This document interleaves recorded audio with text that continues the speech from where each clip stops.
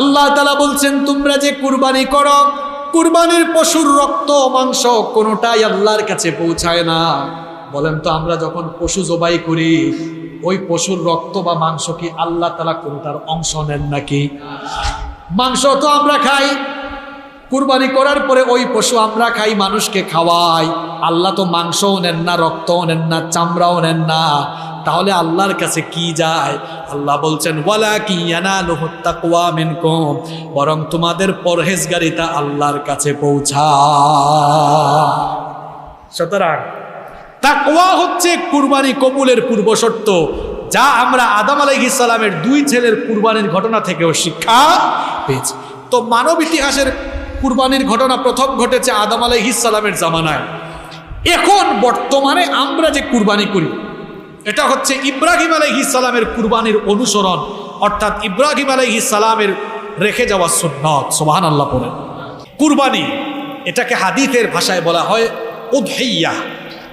এটি এক বচন, বহু বচনে আল আদাহি। কুরবানির এই নিয়ম শুধুমাত্র আমাদের উম্মতের জন্যই আল্লাহ তাআলা ফিক্সড করেন নাই, বরং পৃথিবীর সকল উম্মতের জন্যই কুরবানির নিয়ম যিনি ঠিক করে দিয়েছিলেন তিনি কে? আমরা হয়তো অনেকে ভাবি যে কুরবানি মনে হয় ইব্রাহিম আলাইহিস সালামের যুগ থেকে শুরু হয়েছে, আর এখন আমরা করি, এখন মনে হয় এটা শুধু আমাদের জন্যই, অন্য কারোর জন্য ছিল না। এই ধারণা ভুল। একদম মানব ইতিহাসের সূচনা লগ্ন থেকেই কুরবানির নিয়ম ছিল। রব্বুল আলামিন কোরআনুল কারীমের 22 নম্বর সূরা সূরাতুল হজ্জ 34 নম্বর আয়াতে বলেছেন ওয়ালিকুল্লি উম্মাতিন জাআলনা মানসাকাল লিয়াযকুরুসমাল্লাহি আলা মা রাযাকাহুম মিন বাহিমাতিল আনআম। আল্লাহ তাআলা বলছেন আমি প্রত্যেক উম্মতের জন্য, প্রত্যেক জাতির জন্য কুরবানির নিয়ম ঠিক করে দিয়েছি। আমি তাদেরকে রিজিক হিসাবে যে চতুষ্পদ জানোয়ার দিয়েছি সেগুলোকে যেন তারা আল্লাহর নামে জবাই করে আল্লাহর বরত্ব ঘোষণা করতে পারে, এই জন্য সকল উম্মতের জন্য কুরবানির বিধান ঠিক করে দিয়েছি। তাহলে সকল উম্মতের জন্য কুরবানির নিয়ম বা বিধান ঠিক করে দিয়েছেন কে? আর মানব ইতিহাসে সর্বপ্রথম কুরবানির ঘটনা ঘটেছিল আদম আলাইহিস সালামের যুগে। আমরা অনেকে মনে করি পৃথিবীতে মনে হয় কুরবানির ঘটনা প্রথম ঘটেছে ইব্রাহিম আলাইহিস সালামের সময়ে। না, পৃথিবীর ইতিহাসে সর্বপ্রথম কুরবানির ঘটনা ঘটেছে আদম আলাইহিস সালামের সময়ে। এই ঘটনা রব্বুল আলামিন কোরআনুল কারীমে উঠিয়ে দিয়েছেন। কোরআনুল কারীমের 5 নম্বর সূরা সূরাতুল মাইদা এর 27 নম্বর আয়াতে রব্বুল আলামিন বলছেন ওয়াতলু আলাইহিম নাবা বানাই আদম বিল হক ইদ قربا قربانا فتقبل من أحدهما ولم يتقبل من الآخر قال لأقتلنك قال إنما يتقبل الله من المتقين। আল্লাহ তাআলা বলছেন হে নবী আদমের 2 ছেলের ঘটনা আপনি শুনিয়ে দেন। কি ঘটনা শুনেন? এই পৃথিবীর প্রথম মানুষ এবং প্রথম নবী আমাদের সকলের বাবা সাইয়েদিনা আদম আলাইহিস সালামের স্ত্রী আমাদের মা সাইয়েদাতুনা হাওয়া আলাইহিস সালামের গর্ভে একসাথে 2 সন্তান জন্ম নিত, একটি ছেলে আর আরেকটি মেয়ে। এক গর্ভে জন্ম নেওয়া ছেলে মেয়েকে ভাই বোন বিবেচনা করা হতো। এরপরে যখন এরা যৌবনের বয়সে পদার্পণ করত, এক গর্ভের ছেলের সাথে অন্য গর্ভের মেয়েকে বিয়ে দেওয়া হতো। আদম আলাইহিস সালামের ছেলে হাবিলের সাথে যেই মেয়ে গর্ভে একই সাথে জন্ম নিয়েছিল ওই মেয়ে দেখতে কুৎসিত ছিল, সুন্দরী ছিল না। অপরদিকে আদম আলাইহিস সালামের ছেলে কাবিলের সাথে যেই মেয়ে গর্ভে একসাথে জন্ম নিয়েছিল ওই মেয়েটি দেখতে অত্যন্ত রূপসী ছিল, সুন্দরী ছিল। 2 গর্ভের এই 4 ছেলে মেয়ে যখন যৌবনে পদার্পণ করলো, আদম আলাইহিস সালাম আল্লাহ তাআলার দেওয়া ফরমান অনুযায়ী, নিয়ম অনুযায়ী এই 4 জন ছেলে মেয়েকে সামনে রেখে তাদেরকে বিবাহের প্রস্তাব দিলেন। এখন বিবাহের নিয়ম হচ্ছে এক গর্ভের ছেলেকে অন্য গর্ভের মেয়ের সাথে বিয়ে দেওয়া। সে অনুযায়ী হাবিলের সাথে বিয়ে হবে কাবিলের সাথে জন্ম নেওয়া মেয়ের, আর কাবিলের সাথে বিয়ে হবে হাবিলের সাথে জন্ম নেওয়া মেয়ের। এবার যখন এই প্রস্তাব দেওয়া হলো, কাবিল তখন এই প্রস্তাবকে রিজেক্ট করলো, প্রত্যাখ্যান করে তার বাবা আদম আলাইহিস সালামকে বলল, ও আমার বাবা, আমার মনে হয় আপনি আমার চেয়ে আমার ভাই হাবিলকে বেশি ভালোবাসেন, এই জন্য যে মেয়েটা দেখতে বেশি সুন্দরী তার সাথে আমার ভাই হাবিলের তার সাথে আমার ভাই হাবিলের বিয়ে আপনি দিতে চাচ্ছেন। অথচ সে আমার সাথে গর্ভে একসাথে ছিল, ওই মেয়ের সাথে আমার বিয়ে হওয়াটাই সবচাইতে যথোপযুক্ত। আপনার এই প্রস্তাব আমি মানি না, এই প্রস্তাবকে আমি প্রত্যাখ্যান করলাম, বরং ওই মেয়ের সাথে আপনি আমার বিয়ের ব্যবস্থা করেন। আদম আলাইহিস সালাম যে বিয়ের প্রস্তাব দুই গর্ভের ছেলে মেয়েদের সামনে দিলেন, এটা কি আদম আলাইহিস সালামের দেওয়া প্রস্তাব নাকি আল্লাহর প্রস্তাব? কাবিল এই প্রস্তাব যখন প্রত্যাখ্যান করলো, আদম আলাইহিস সালাম তখন বললেন, এটা আমার ব্যক্তিগত সিদ্ধান্ত নয়, এটা কার সিদ্ধান্ত? আর একটু জুড়ে বলেন, কার সিদ্ধান্ত? কাবিল তখন বলল, না, এটা আমি মেনে নিতে পারি না। আল্লাহ তাআলা তখন আদম আলাইহিস সালামকে বললেন, আদম, তুমি তোমার দুই ছেলেকে বলো তারা যেন কুরবানি করে, যার কুরবানি কবুল হবে সে ওই সুন্দরী মেয়েটাকে বিয়ে করবে। আদম আলাইহিস সালামের সময়ে কুরবানির নিয়ম ছিল, কুরবানি করার পরে কুরবানি কবুল হয়েছে কিনা সাথে সাথে তা বোঝা যেত। কুরবানি যখন কুরবানি করে সামনে রাখা হতো, যার কুরবানি কবুল হতো, আসমান থেকে আকাশ থেকে অগ্নিস্ফুলিঙ্গ এসে সেই কুরবানিকে জ্বালিয়ে ভস্ম করে দিত। আল্লাহ তাআলা যখন বললেন, তোমার দুই ছেলেকে বলো কুরবানি করতে, আদম আলাইহিস সালাম তার দুই ছেলেকে বললেন, আল্লাহ তাআলা আদেশ করেছেন তোমরা দুইজনে গিয়ে কুরবানি করো, যার কুরবানি কবুল হবে সে ওই সুন্দরী মেয়েকে বিয়ে করবে। এবার দুই ভাই মিলে চলে গেল মিনায়, সেখানে তারা কুরবানি করলো। হাবিল তখন পশুপালন করত, সে তার পশুর পাল থেকে উৎকৃষ্ট পশু আল্লাহর রাস্তায় কুরবানি করলো। আর কাবিল তখন কৃষি কাজ করত, সে তার কৃষিজাত কিছু পণ্য কুরবানি করলো। দুজনে কুরবানি করে যখন সামনে রাখলো, কিছুক্ষণ পরে দেখা গেল আসমান থেকে অগ্নিস্ফুলিঙ্গ এসে হাবিলের কুরবানি ভস্মীভূত করে দিল। বোঝা গেল হাবিলের কুরবানি কবুল হয়েছে, কাবিলের কুরবানি কবুল হয় নাই। এই ঘটনা কোরআনে এভাবে এসেছে, ইদ করবা কুরবানান ফাতুকবিলা মিন আহাদিহিমা ওয়া লাম ইউতাকাব্বাল মিনাল আখর ক্বালা লা আक़তুলান্নাকা ক্বালা ইন্নামা ইয়াতাকাব্বালুল্লাহু মিনাল মুত্তাকিন। দুজনেই যখন কুরবানি করলো, একজনের কুরবানি কবুল হলো, আর কবুল হলো হাবিলেরটা। কাবিল যখন দেখলো তার কুরবানি কবুল হয়েছে না, তাহলে তো বিয়ে শেষ। তখন সে রাগান্বিত হয়ে তার ভাই হাবিলকে বলল, লা আक़তুলান্নাক, আই উইল কিল ইউ, আমি তোমাকে মেরে ফেলবো, হত্যা করে ফেলবো। এই কথা শুনে হাবিল বলল, ভাই আমাকে তো মেরে কোনো লাভ হবে না, কারণ কুরবানি এটা গায়ের জুড়ে কবুল হয় না। ইন্নামা ইয়াতাকাব্বালুল্লাহু মিনাল মুত্তাকিন, কেবলমাত্র মুত্তাকি যারা তাদের কুরবানি কবুল করেন কে? আমরা যে কুরবানি করব, আমাদের কুরবানিও টাকার ভিত্তিতে, কে কয় লাখ টাকা দিয়ে গরু কিনছেন এর ভিত্তিতে কবুল হবে না। কবুল হবে কিসের ভিত্তিতে?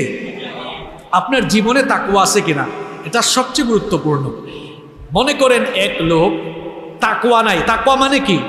এক কথা আমি যদি খুব সহজ বাংলায় বলি, একদম সোজা বাংলায়, আল্লাহকে ভয় করে সকল হারাম থেকে জীবন পরিচালনা, সকল হারাম থেকে নিজেকে বাঁচিয়ে আল্লাহর রাস্তায় জীবন পরিচালনার নাম হচ্ছে তাকওয়া। তাহলে বুঝেন, এইরকম একজন তাকওয়াবান লোক যদি একটা ছাগল কুরবানি দেয়, আরেকজন লোক তার জীবনে তাকওয়া নাই, সব গুনাহ করে, মিথ্যা বলে, সুদখোর, সুদ খায়, ঘুষ খায়, টেন্ডারবাজি, চাঁদাবাজি, মানুষের উপর জুলুম, সব আকাম কুকাম করে, এই ধরনের এক লোক 20টা গরু কিনছে, প্রত্যেকটা গরুর দাম 10 লাখ। প্রত্যেক ঈদে তো গরুর নতুন নতুন নাম আসে। তো আমি বলছিলাম, মনে করেন এক লোক খুব তাকওয়াবান, পরহেজগার মানুষ, কুরবানি দিয়েছে একটা ছাগল। আরেক লোক তাকওয়া নাই, সব আকাম কুকাম করে 10টা গরু কুরবানি দিয়েছে। এরকম পদ্মা সেতু মানে ব্রিজ মার্কা গরু আর কি, মোটা গরু আর কি। আমার মনে হয় পদ্মা সেতু নাম দিয়েছে ওই একটু মোটা সুটা আর কি। পদ্মা সেতুও দেশের সবচেয়ে বড় সেতু, ওই গরুও মনে হয় এখন দেশের বড় গরু, এই জন্য দিছে ব্রিজ মার্কা গরু, হলেও হতে পারে এমন, যাই হোক।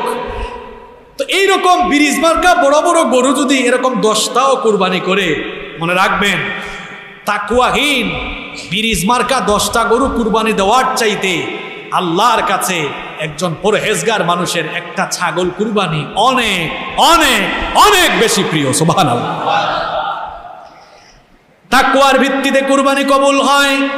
রব্বুল আলামিন কোরআনুল কারীমের 22 নম্বর সূরা সূরাতুল হজ্জের 37 নম্বর আয়াতে এজন্য বলেছেন, লাইয়ানালাল্লাহু লুহুমুহা ওয়ালা দিমাউহা ওয়ালাকিন ইয়ানালুহু তাকওয়া মিনকুম। আল্লাহ তাআলা বলছেন, তোমরা যে কুরবানি করো, কুরবানির পশুর রক্ত মাংস কোনোটাই আল্লাহর কাছে পৌঁছায় না। বলেন তো, আমরা যখন পশু জবাই করি, ওই পশুর রক্ত বা মাংস কি আল্লাহ তাআলা কোনোটার অংশ নেন নাকি? মাংস তো আমরা খাই, কুরবানি করার পরে ওই পশু আমরা খাই, মানুষকে খাওয়াই। আল্লাহ তো মাংসও নেন না, রক্তও নেন না, চামড়াও নেন না। তাহলে আল্লাহর কাছে কি যায়? আল্লাহ বলছেন, ওয়ালাকিন ইয়ানালুহু তাকওয়া মিনকুম, বরং তোমাদের পরহেজগারিতা আল্লাহর কাছে পৌঁছায়। সুতরাং তাকওয়া হচ্ছে কুরবানি কবুলের পূর্ব শর্ত, যা আমরা আদম আলাইহিস সালামের 2 ছেলের কুরবানির ঘটনা থেকেও শিক্ষা পেয়েছি। তো মানব ইতিহাসের কুরবানির ঘটনা প্রথম ঘটেছে আদম আলাইহিস সালামের জামানায়। এখন বর্তমানে আমরা যে কুরবানি করি, এটা হচ্ছে ইব্রাহিম আলাইহিস সালামের কুরবানির অনুসরণ, অর্থাৎ ইব্রাহিম আলাইহিস সালামের রেখে যাওয়া সুন্নাত। সুবহানাল্লাহ পড়েন। আমাদের জাতির পিতা ইব্রাহিম আলাইহিস সালাম, তার গোটা জীবনটাই পরীক্ষার ছিল। রাব্বুল আলামিন তাকে বিভিন্নভাবে পরীক্ষা করেছিলেন, আর যতগুলো দিক থেকে আল্লাহ তাকে পরীক্ষা করেছিলেন, সকল পরীক্ষায় তিনি কৃতিত্বের সাথে উত্তীর্ণ হয়েছিলেন। এই জন্য রাব্বুল আলামিন তার মর্যাদা এত বেশি বাড়িয়ে দিয়েছেন, তাকে গোটা মুসলিম মিল্লাতের জাতির পিতা বানিয়ে দিয়েছেন কে? রব্বুল আলামিন কোরআনে কারীমে বললেন, ওয়া ইযিবতালা ইব্রাহিম রাব্বুহু বিকালিমাতিন ফাআতাম্মাহুন্না ক্বালা ইন্নী জাঈলুকা লিন-নাসি ইমামা ক্বালা ওয়া মিন যুররিয়্যাতি ক্বালা লা ইয়ানালু আহদিজ-যালিমিন। আল্লাহ তাআলা বলছেন, আর স্মরণ করো যখন আমি আমার খালিল ইব্রাহিমকে বেশ কয়েকটি বিষয়ে পরীক্ষা করেছিলাম, আর যতগুলো ব্যাপারে আমি তাকে পরীক্ষা করেছিলাম, সব পরীক্ষায় তিনি উত্তীর্ণ হয়েছিলেন। এই জন্য আমি তাকে মানব জাতির নেতা বানিয়ে দিয়েছিলাম। ইব্রাহিম আলাইহিস সালামের গোটা জীবনটাই পরীক্ষার ছিল। ইমানের দাওয়াত দেওয়ার কারণে আজ হয়তো আপনি ইমানের দাওয়াত দেওয়ার কারণে জেল জুলুম বা ফাঁসির কাষ্ঠ পর্যন্ত যাচ্ছেন, কিন্তু ইমানের দাওয়াত দেওয়ার কারণে আল্লাহর খালিল আমাদের জাতির পিতা ইব্রাহিম আলাইহিস সালাম, তিনি নমরুদের অগ্নিকুণ্ডে নিক্ষিপ্ত হয়েছেন। ইমানের পরীক্ষা দেওয়ার কারণে তিনি ঘর বাড়ি ছেড়ে হিজরত করেছেন। ইমানি পরীক্ষা এত বেশি দিয়েছেন, 86 বছর বয়স পর্যন্ত আল্লাহ তাকে সন্তান না দিয়ে পরীক্ষা করেছেন। 86 বছর পর্যন্ত আল্লাহ তাকে সন্তান না দিয়ে পরীক্ষা করেছেন। 86 বছর পর্যন্ত তার কোনো সন্তান ছিল না। তিনি সন্তান চাইলেন কার কাছে? তিনি দোয়া করলেন, রব্বি হাবলি মিনাস সালিহিন। তিনি বললেন, ওগো রব, আমাকে একটি নেককার সন্তান দান করো। শুধু সন্তান চাইলেন না, কি সুন্দর দোয়া, কি চমৎকার শব্দ চয়ন। তার দোয়া আল্লাহ আমাদের জন্য কোরআনে উঠিয়ে দিয়েছেন। শুধু সন্তান চাইলেন না, দুয়ার ভাষা দেখেন, রব্বি হাবলি মিনাস সালিহিন। ওগো রব, আমাকে নেককার সন্তান দাও, সুসন্তান দাও। ইব্রাহিম আলাইহিস সালাম যখন দোয়া করলেন, তার দোয়া কবুল করলেন কে? আল্লাহ তাআলা দোয়া কবুল করে জানিয়ে দিলেন, ফাবাশশারনাহু বিগুলামিন হালিম। আল্লাহ বললেন, আমি আমার খালিল ইব্রাহিমের দোয়া কবুল করলাম, আর তাকে এক নেককার ধৈর্য সহিষ্ণু সন্তানের সুসংবাদ আমি দান করে দিলাম। ইব্রাহিম আলাইহিস সালাম এবার সন্তান পেয়ে গেলেন। সন্তান পাওয়ার পরেও পরীক্ষা যেন তার পিছু ছাড়ে না। আল্লাহ তাআলা এবার আদেশ করলেন, আমার খালিল ইব্রাহিম, তুমি এবার তোমার এই নবজাতক শিশু, সদ্য ভূমিষ্ঠ এই শিশু এবং তোমার স্ত্রী হাজারকে নিয়ে চলে যাও মক্কা নগরীতে। এখন তো মক্কা নগরী অনেক সুন্দর এবং জাঁকজমকপূর্ণ, জনপূর্ণ একটি নগরী, কিন্তু তখন মক্কা ছিল জনমানবহীন ধুধু মরুভূমি প্রান্তর, সেখানে কোনো মানুষজন বাস করত না, ধুধু মরুভূমি ছিল। আল্লাহ তাআলা আদেশ করলেন, তোমার স্ত্রী আর তোমার নবজাতক সন্তানকে মক্কায় নিয়ে নির্বাসনে রেখে আসো। এই কথা শোনার পরে ইব্রাহিম আলাইহিস সালাম তার স্ত্রী এবং সন্তানকে নিয়ে মক্কা নগরীতে চলে গেলেন। সেখানে রেখে তিনি যখন চলে আসতেছিলেন, কিছু খাবার পানি দিয়ে তিনি যখন চলে আসতেছিলেন, তার স্ত্রী তখন বললেন, প্রিয়তম স্বামী আমার, কোনো অপরাধ বা কোনো বেয়াদবি কি আমার তরফ থেকে হয়েছে নাকি? কেনই বা আমাকে আর আমার সন্তানকে সামান্য খাবার আর পানি দিয়ে এভাবে একাকী রেখে চলে যাচ্ছেন? ইব্রাহিম আলাইহিস সালাম কথা বলতে পারছেন না, বাক শক্তিবদ্ধ হয়ে যাচ্ছে। এর কারণ হলো ৮৬ বছর পর্যন্ত সন্তান ছিল না। যখন সন্তান পেলেন, যেই সন্তানকে এখন ঘরের মধ্যে কুলে নিয়ে চুমু খাওয়ার কথা, আদর করার কথা, কুলে পিঠে মানুষ করার কথা, ওই সন্তানকে এবার নির্বাসনে রেখে আসার আদেশ দিলেন কি? এই জন্য মনের ভেতরে কষ্টের পাহাড় তিনি চেপে রেখেছেন, জবাব দিতে পারছেন না। ২বার ৩বার প্রশ্ন করার পরে আকাশের দিকে আঙুল উঁচু করলেন। তার স্ত্রী তখন বুঝতে পারলেন, বুঝে তিনি বললেন, প্রিয়তম স্বামী আমার, ওই আল্লাহর উপরে ভরসা করে যদি আমাদেরকে এখানে রেখে যান, আমি আল্লাহর উপর এত বিশ্বাস করি, এত ভরসা রাখি, তিনি আমাকে আর আমার কলিজার টুকরা শিশুকে পানি আর খাবারের অভাবে মারবেন না। কিভাবে খাবারের ব্যবস্থা হয়ে গেলে দেখেন। ইব্রাহিম আলাইহিস সালাম যখন রেখে চলে গেলেন, যে খাবার আর পানি ছিল সেগুলো যখন ফুরিয়ে গেল, সেই খাবার পানি ফুরিয়ে যাওয়ার পরে এবার হাজেরা লক্ষ্য করলেন এমন এক প্রান্ত, কোনো মানুষজন চতুর্দিকে দেখা যায় না, চতুর্দিকে মরুভূমি। এবার তিনি পানি আনার জন্য, তার পাশেই ছিল সাফা পাহাড়, সাফা পাহাড়ে আরোহণ করলেন। সাফা পাহাড়ে উঠে কোনো মানুষজন দেখলেন না, কোনো পানির কুয়াও পেলেন না। হতাশ হয়ে সাফা পাহাড় থেকে নেমে গেলেন। এরপরে গিয়ে মারওয়া পাহাড়ে উঠলেন। মারওয়া পাহাড়ে ওঠার পরেও কোনো মানুষ পেলেন না, সেখানে তিনি কোনো পানির কুয়া পেলেন না। হতাশ হয়ে আবারও নেমে গেলেন, পুনরায় সাফায় উঠলেন, আবার নেমে মারওয়ায় উঠলেন। এইভাবে করে একবার সাফা আর একবার মারওয়া, মোট তিনি ৭ বার ৭টা চক্কর দিলেন, ৭ বার তিনি দৌড়াদৌড়ি করলেন। আর আল্লাহর কাছে তার এই দৌড়াদৌড়ি এত ভালো লাগলো, কিয়ামত পর্যন্ত যত হাজী সাহেবরা হজ কিংবা উমরা আদায় করতে বাইতুল্লাহ যাবে, বাইতুল্লাহ শরীফ তাওয়াফ করার পরে হাজেরার সেই স্মৃতিকে স্মরণ করে সকল হাজিরা যেন সাফা মারওয়ায় ৭ বার চক্কর দেয়, দৌড়াদৌড়ি করে। এজন্য সাই করা আল্লাহ ওয়াজিব করে দিয়েছেন। আল্লাহ কোরআনে বলেছেন, ইন্নাস সাফা ওয়াল মারওয়াতা মিন শাআইরিল্লাহ ফামান হাজ্জাল বাইতা আও ইতামারা ফালা জুনাহা আলাইহি আইয়াত্তাওয়াফ বিহিমা ওয়া মান তাতাওয়া খায়রান ফাইন্নাল্লাহা শাকিরুন আলীম। আল্লাহ তাআলা বলছেন, সাফা আর মারওয়া হচ্ছে আমার নিদর্শনের অন্তর্ভুক্ত।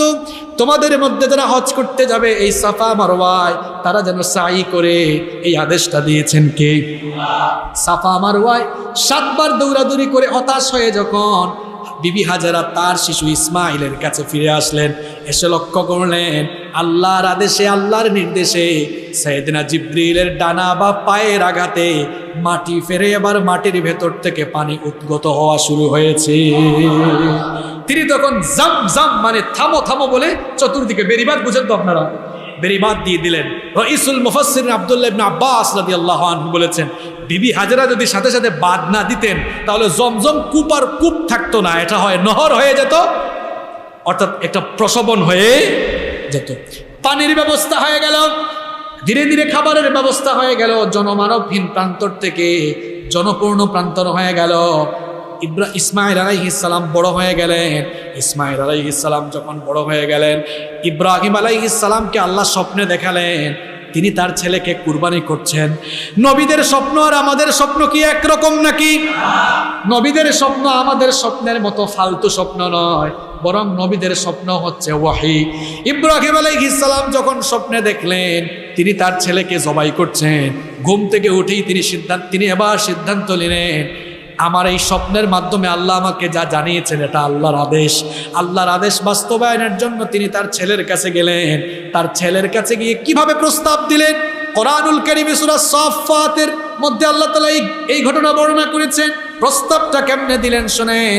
ফালাম্মা বালাগা মাহুস সায়া ক্বালা ইয়া বুনাইয়া ইন্নী আরা ফিল মানামি আন্নী আযবাহুক ফানজুর মাযা তারা। তিনি গিয়ে বললেন, হে আমার কলিজার টুকরা সন্তান, আমি স্বপ্নে দেখেছি আমি তোমাকে জবাই করছি, এখন এ ব্যাপারে তোমার সিদ্ধান্ত কি? এই কথা শুনে ইব্রাহিম ইসমাইল আলাইহিস সালামকে কোনো আপত্তি করেছেন নাকি? তিনি চাইলে তো আপত্তি করতে পারতেন। কোন ধরনের বাপ আপনি? ছোটবেলা রেখে গেলেন, আজকে এসে বলতেছেন আমারে জবাই করে ফেলবেন। এই কথা বললেন না। বাপ যেমন ছেলেও তেমন। তিনি ভালো করেই জানতেন আমার বাবা নবী, আর নবীর স্বপ্ন এটা শুধু স্বপ্ন নয়, এটা আল্লাহর আদেশ, এটা ওয়াহি। এই জন্য তিনিও আনুগত্যের মস্তক অবনত করে জবাব দিলেন, ক্বালা ইয়া আবাতি ফাআল মা তু'মারু সাতাজিদুনি ইনশাআল্লাহু মিনাস সাবিরিন। তিনি বললেন, হে আমার বাবা, আল্লাহ যা আদেশ করেছেন আপনি সে আদেশ পালন করুন। আমাকে আপত্তিকারী বা অজরকারীদের অন্তর্ভুক্ত পাবেন না, বরং তার বিপরীতে আপনি আমাকে সবরকারীদের মধ্যে অন্তর্ভুক্ত পাবেন। জনে এবার কুরবানির জন্য প্রস্তুতি নিলেন, আনুগত্যের মস্তক অবনত করে। ইব্রাহিম আলাইহিস সালাম তিনি তার ছেলেকে যখন উপুর করে শুইয়ে দিলেন, আমাদের দেশে অনেক হুজুররা খুব রসকস লাগাইয়া অনেক কিছু বলে, এগুলো আসলে সহি কোনো বর্ণনা না। নবীদের গল্প বলার সময় সাবধানতা দরকার। রসকস লাগাইয়া বললেন না, এটা মানুষকে মজা দেওয়া যাবে, কিন্তু সেন্সিটিভ বিষয় এগুলো, যেগুলো সহি সনদে আসে নাই, এগুলো বলে খামাখা সময় নষ্ট করবেন না। এবং এগুলো বলে ওই যে চাকু নিয়ে আসছে আটকে গেছে দড়ি, বা এরপরে চাকু নিয়ে আসছে চাকু চলে না, এইসব বর্ণনা ভাই আমরা আসলে কুরআন হাদিসে পাই নাই। এগুলো ইসরায়েলি রেওয়ায়াত, ইসরায়েলি বর্ণনা। ইসরায়েলি বর্ণনা কোরআন হাদিসে না থাকলে সেটা না বলাই উচিত। ইব্রাহিম আলাইহিস সালাম এবার তার ছেলেকে শুইয়ে দিলেন। কোরআনে ঘটনা এসেছে, ফালাম্মা আসলামা ওয়া তাল্লাহু লিল জাবিন ওয়া নাদাইনাহু আইয়া ইব্রাহিম। দুজনেই যখন আনুগত্যের মস্তক অবনত করে তারা যখন কুরবানির প্রস্তুতি নিলেন, বাপ যখন ছেলেকে শুইয়ে দিলেন, আল্লাহ তাআলা দেখলেন ইব্রাহিম আলাইহিস সালাম তার ছেলেকে কুরবানি করে ফেলবেন। আল্লাহ তাআলা তখন বললেন, হে ইব্রাহিম দাঁড়াও, ক্বাদ সাদ্দাকতার রুয়া ইন্না কাযালিকা নাজজিল মুহসিনিন। যে স্বপ্ন দেখেছো তা তো তুমি বাস্তবে রূপায়িত করে ফেলতেছো, সুতরাং তোমার ছেলেকে আর তুমি কুরবানি করা লাগবে না। ইন্না হাদা লাহুল বালাউল মুবিন। এটা তোমার জন্য একটা বড় ধরনের পরীক্ষা ছিল, আর এই পরীক্ষায় তুমি পাশ করে ফেলেছো, প্রমাণ করেছো তুমি তোমার রবের জন্য তোমার ছেলেকেও কুরবানি করতে রাজি। এটা আমি দেখতে চেয়েছিলাম, পরীক্ষায় তুমি পাস, সুতরাং আর তোমার ছেলেকে কুরবানি করা লাগবে না। ওয়াফাদাইনাহু বিযিবহিন নাযীম। বেহেশত থেকে আমি একটা দুম্বা পাঠালাম, তোমার ছেলের পরিবর্তে এই দুম্বাকে কুরবানি করো। শুধু তাই নয়, ওয়া তারাকনা আলাইহি ফিল আখিরিন। তোমার কাজ আমার এত ভালো লাগছে, তোমার পরে কিয়ামত পর্যন্ত তোমার সন্তানরা যেন তোমার পদ্ধতি অনুসরণ করে কুরবানি করে, কিয়ামত পর্যন্ত আমি এই নিয়মকে তোমার বংশধরদের জন্য সুন্নত হিসেবে রেখে দিলাম। সুবহানাল্লাহ। যেটা আমরা এখন করছি। আগামী জুমায় আমরা কুরবানির মাসাইল আর কুরবানির শিক্ষা নিয়ে আলোচনা করবো ইনশাআল্লাহ।